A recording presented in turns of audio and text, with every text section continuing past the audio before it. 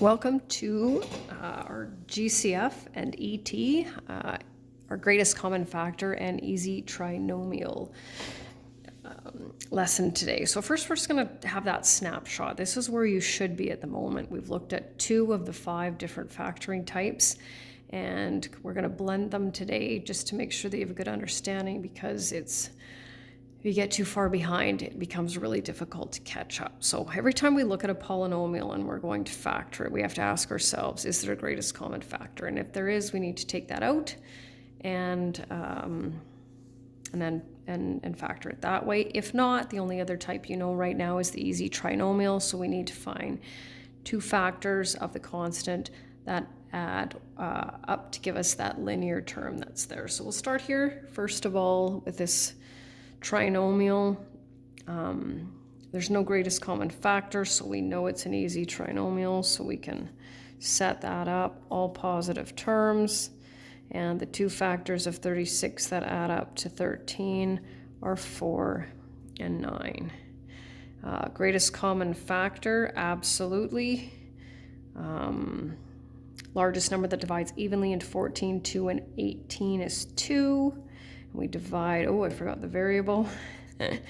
All 3 terms have an x, so we take the smallest exponent, there it is, and we divide our greatest common factor into all of the terms. So 14 divided by 2 is 7, x to the 4th divided by x is x cubed, minus, and we know that anytime we have a numerator and denominator that are the same, so for example 3 over 3, that's equivalent to 1, so 2x divided by 2x is 1 plus 9x squared.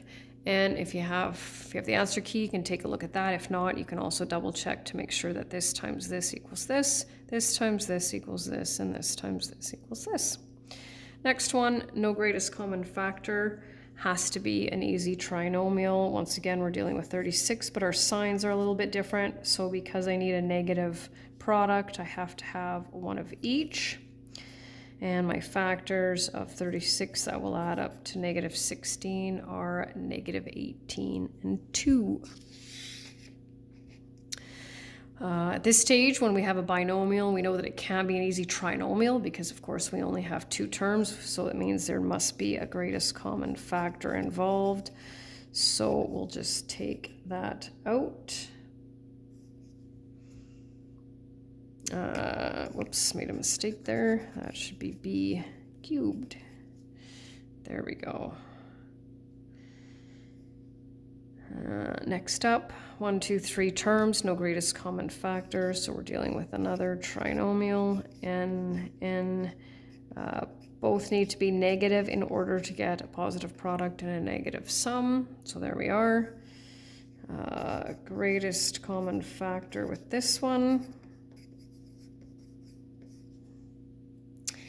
And there's 2 left over here. Consecutive factors of 72.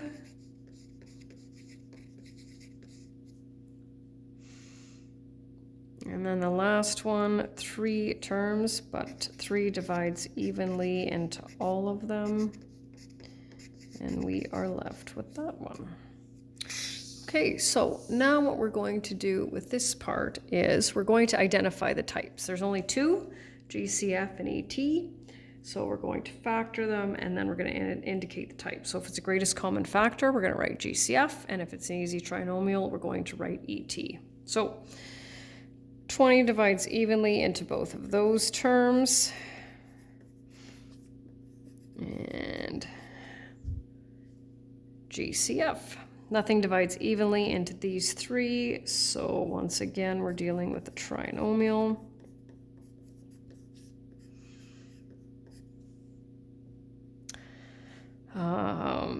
There is a number that divides evenly into all of these, and that would be 3, and here's where it's going to get a little bit interesting. So it's a GCF, and you might be thinking to yourself, well, if we only know 2 types, why are there 2 lines? Well, here's, like I said, where it gets a little interesting. If we look in brackets, we have, after we removed the 3, n squared plus 6n minus 7. That in itself is factorable. So it's kind of like in the first unit when we factored 12, and we broke it down into 3 times 4, and then we realized, oh, 4 is not prime, so we can keep going, and so then we kept going. That's basically what this is. So all of the ones that we've dealt with have been one step.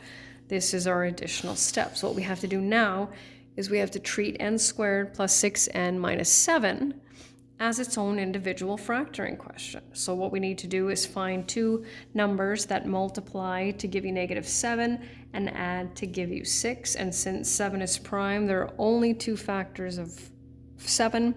So we bring down this 3, and then this is our final answer. And now you can see why greatest common factor is so important, because once you take that out, it can blend into ET as well as the other 3 types that we have left. It's very important to remember to bring your 3 down. That's somewhat of a common mistake, and I'm not quite sure why, because there's no way when factoring 12 that you would take out the 3 and say that 2 times 2 is 12, right? So we keep all of our factors, and so that's that one. No greatest common factor here, so by default it's an easy trinomial. W plus 18, W plus 1. So now what you need to do is, if there's a greatest common factor and there are 3 terms, you've got to look at what's left in brackets and see if you can continue factoring. This is a greatest common factor. Just a second here. 5y cubed, 3y to the 5th plus 5y cubed minus 2. Now, there are 3 terms. Is there any way we could factor this further? Well, if we look at all of our easy trinomials, they all have a variable squared, variable constant. This one has a variable to the 5th, variable cubed, constant. So there's no possible way it could be an easy trinomial. Moving on to the next one, we'll take out that GCF of 4, m squared minus 7m plus 10. Now, it's possible that you might have what I call an ET setup, but it might not work. So if we can't find any factors of 10 that add up to -7, then we just leave it as it is. But turns out we can. We bring down that GCF of 4, m minus 5, m minus 2. So what that means is that 4 times m minus 5 times m minus 2 will give us 4m squared minus 28m plus 40. This one is clearly a GCF.